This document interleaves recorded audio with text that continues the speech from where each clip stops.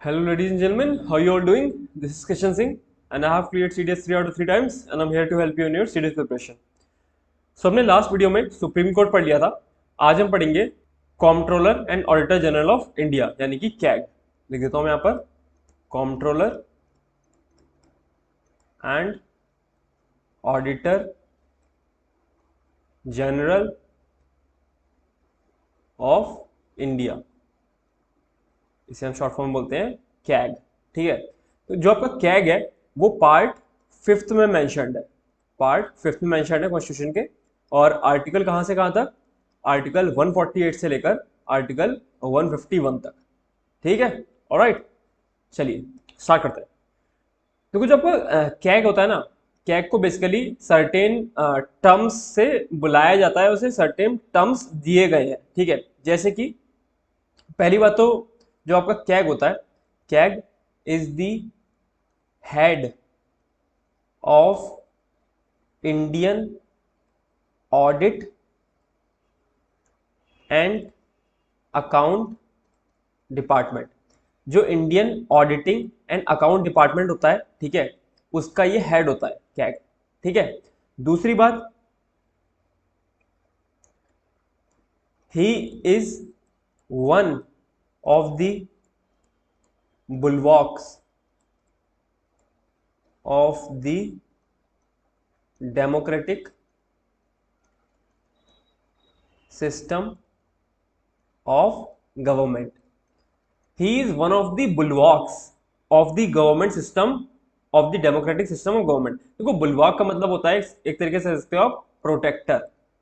Protector जो हमारे देश में डेमोक्रेटिक सिस्टम है ना, ठीक है, जो हमारे इसमें डेमोक्रेसी है, ठीक है, उसका ये एक तरीके का प्रोटेक्टर होता है. ठीक है, वन ऑफ द का मतलब क्या है यहाँ पर? वन ऑफ द, क्योंकि और भी प्रोटेक्टर्स हैं. जैसे कि आपको पता होगा जो सुप्रीम कोर्ट है, ठीक है, सुप्रीम कोर्ट आपका आपके जो फंडामेंटल राइट्स का प्रोटेक्शन करता है, यानी एक डेमोक्रेटिक सिस्टम बना के रखता है. उसी के साथ साथ आपका इलेक्शन कमीशन ऑफ इंडिया हो गया, जो कि फेयर इलेक्शन को अप्रूव करता है. ठीक है, जो जिसका बेसिकली आप कह सकते हो मोटो है फेयर इलेक्शन करवाना. ठीक है, और आपका union public service commission of India, ये सब भी बुलवाक्स होते हैं डेमोक्रेटिक सिस्टम ऑफ गवर्नमेंट के. ऑलराइट, ठीक है. फिर देखो, CAG is the guardian of public purse. Public purse, जो कैग है ना, वो एक गार्जियन होता है पब्लिक पर्स का. मतलब गार्जियन होता है ना जो देखरेख करते हैं. ठीक है, पब्लिक पर्स यानी जो फंड होता है जो गवर्नमेंट जमा करती है थ्रू टैक्सेशन. ठीक है, fund raised by government through,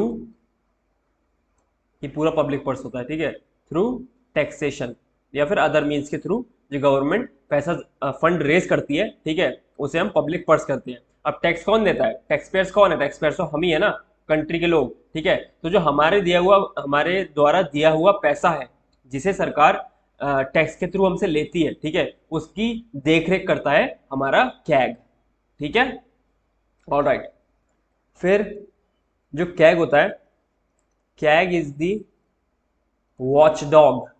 ये सारे जो मैं टर्म्स बता रहा हूं ना, ये याद रखने, ऐसे ही पूछ देगा direct. CAG is the watch dog of the public finance. जो पब्लिक फाइनेंसेस है, ठीक है, उनके वॉच डॉग की तरह काम करता है. ठीक है, यानी उनकी भी वो देखरेख करता है.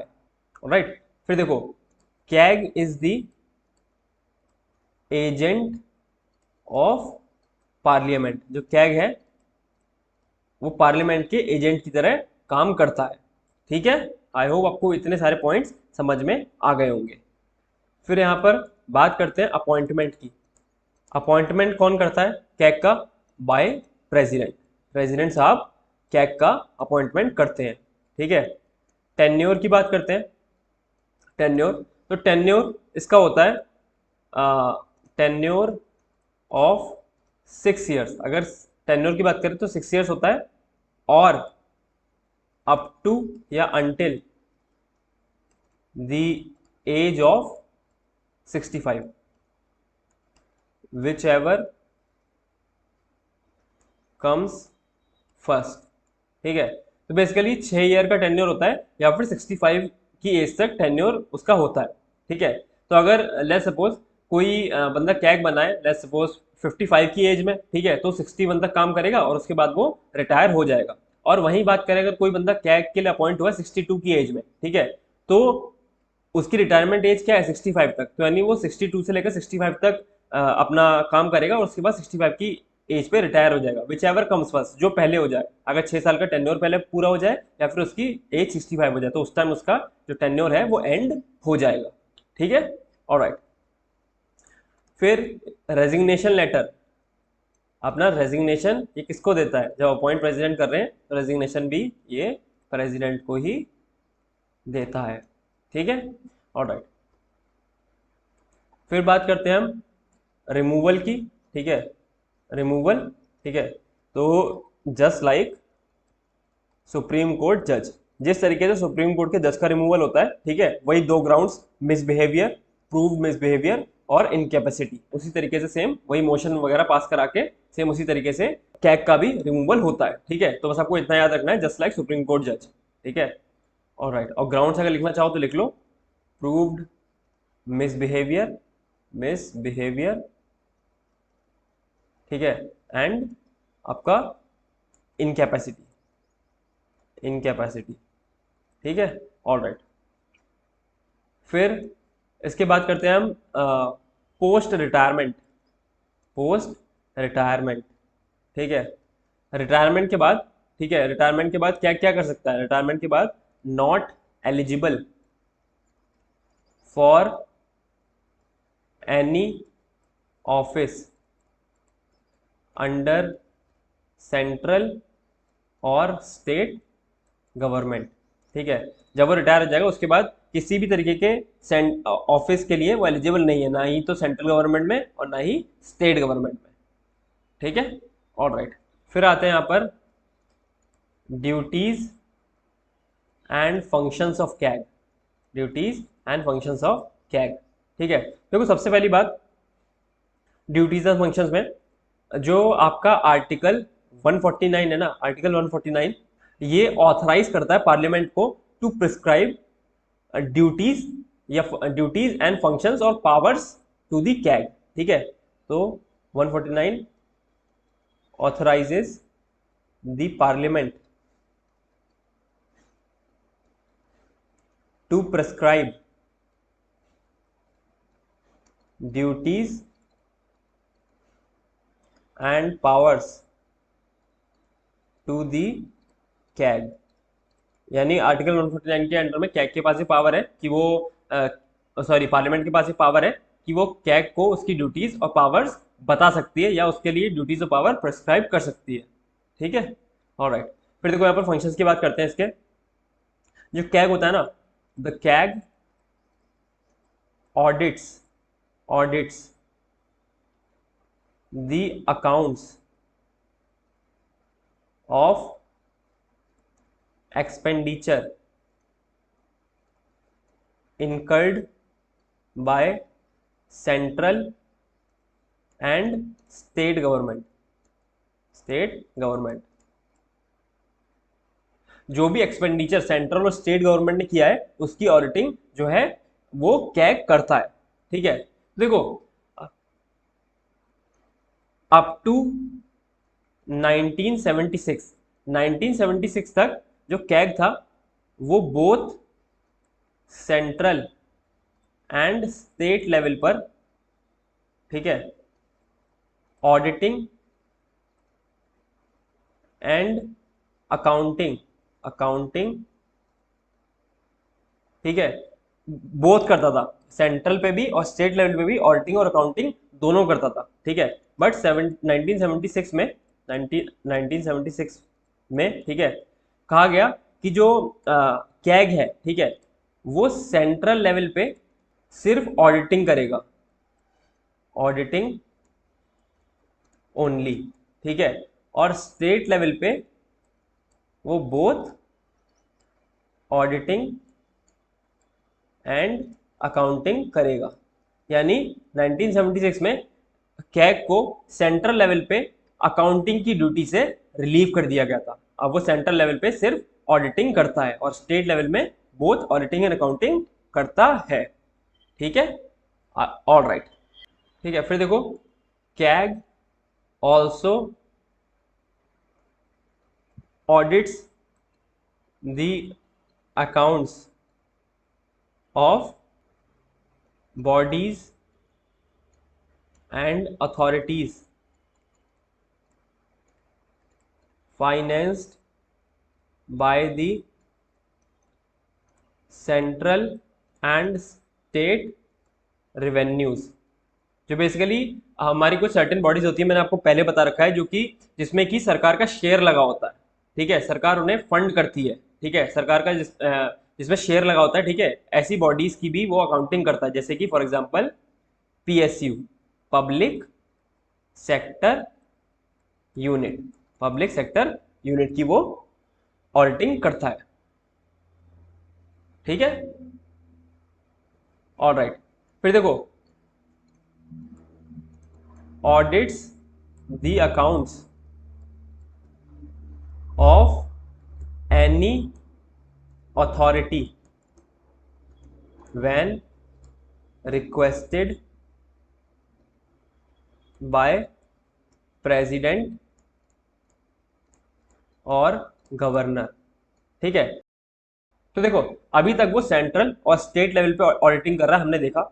जो प्राइवेट बॉडीज है, मतलब एक तरीके से सेमी प्राइवेट बॉडीज है, जो कि गवर्नमेंट के द्वारा फंडेड है, जिन बॉडीज में गवर्नमेंट का शेयर लगा हुआ है। ठीक है, जैसे कि पब्लिक सेक्टर यूनिट, उनके अकाउंट्स की ऑडिटिंग करता है। उसी के साथ साथ अगर प्रेसिडेंट या गवर्नर किसी अथॉरिटी के अकाउंट की ऑडिटिंग करवाना चाहते हैं, रिक्वेस्ट करते हैं कि आप इसके भी अकाउंट्स की ऑडिटिंग कर दीजिए, ठीक है, तो भी जो कैग है वो उनकी ऑडिटिंग कर देता है। ठीक है, यानी कि मतलब जो उनके अकाउंट्स हैं, ठीक है, सेंट्रल या स्टेट लेवल पे या फिर पब्लिक सेक्टर यूनिट, या फिर अगर हम किसी अथॉरिटी की बात करें जिससे प्रेसिडेंट और गवर्नर ने रिक्वेस्ट किया है, तो उनके अकाउंट्स का एक इंस्पेक्शन कर देता है। अगर ऑडिट की बात करूं, ठीक है, अगर ऑडिट किसी को ना समझ में आया हो तो वैसे ऑडिट कॉमन सा वर्ड है। ठीक है, तो उनके अकाउंट्स का इंस्पेक्शन कर देता है कि वो कहाँ पर किस तरीके से पैसा अपना यूज कर रहे हैं, कहाँ पर उनका पैसा मतलब किस तरीके से चल रहा है। ठीक है, तो उनके अकाउंट्स का वो इंस्पेक्शन करता है और इसको हम ऑडिटिंग कहते हैं। ठीक है, ऑलराइट। फिर देखो जो जो कैग है ना, वो 3 टाइप की रिपोर्ट्स, ठीक है, प्रेसिडेंट को सबमिट करता है। ठीक है, 3 types of reports to president. ठीक है, प्रेसिडेंट को सबमिट करता है। ठीक है, कौन कौन सी होती है वो? Audit report on finance accounts, जो फाइनेंस अकाउंट्स का ऑडिट होता है उसकी रिपोर्ट। ठीक है, दूसरे नंबर पे आती है audit report on appropriation account, appropriation account. ठीक है, जो एप्रोप्रिएशन अकाउंट होते हैं, यानी कि बेसिकली मैंने आपको बताया ना, एप्रोप्रिएशन बिल जो पास होता है, सरकार को बजट के लिए जो पैसा मिलता है, ठीक है, वो एक एप्रोप्रिएशन बिल के रूप में पास होता है। ठीक है, जो एप्रोप्रिएशन अकाउंट होता है, ठीक है, जितना पैसा बेसिकली सरकार को बजट के लिए मिला है, ठीक है, उसकी ऑडिटिंग करता है। और तीसरे नंबर पे आता है आपका ऑडिट रिपोर्ट ऑन पीएसयू, यानी पब्लिक सेक्टर यूनिट का जो मैंने अभी बताया ना, उसकी भी रिपोर्ट्स को ऑडिट करता है। ठीक है, तो ये चीज आपकी बेसिकली वो आपका कैग करता है। ठीक है, तो देखो ये जो 3 रिपोर्ट्स हैं, ये कैग प्रेसिडेंट को देगा। देन प्रेसिडेंट सबमिट्स और ले डाउन, ठीक है, बात एक ही है, submits these reports to parliament. ठीक है, पार्लियामेंट बोथ हाउसेस। फिर ये जो रिपोर्ट्स है ना, ये प्रेसिडेंट लेके जाएगा और पार्लियामेंट के दोनों हाउसेस में, लोकसभा और राज्यसभा में, ये सबमिट करेगा, ये दोनों रिपोर्ट्स। ठीक है, इसी तरीके से सेम जो होता है, ठीक है, यहां पर मैं एक ब्रैकेट में लिख दे रहा हूं, सेम इन आपका स्टेट लेजिस्लेचर।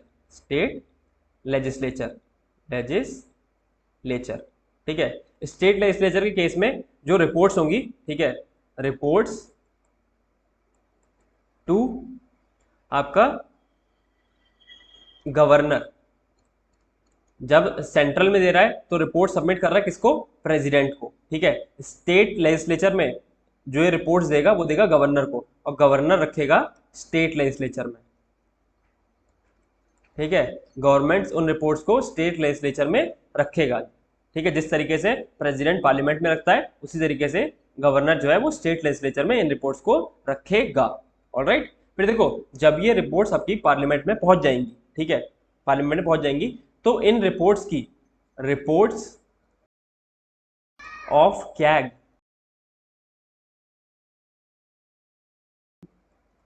is scrutinized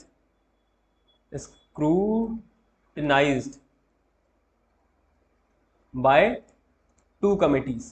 तो ये बात मैंने आपको पहले बता रखी है कि जो आपकी पब्लिक अकाउंट्स कमेटी होती है वो कैग की रिपोर्ट्स को इन्वेस्टिगेट करती है। ठीक है, तो पहली जो कमेटी होगी वो कौन सी है, वो है पब्लिक अकाउंट कमेटी।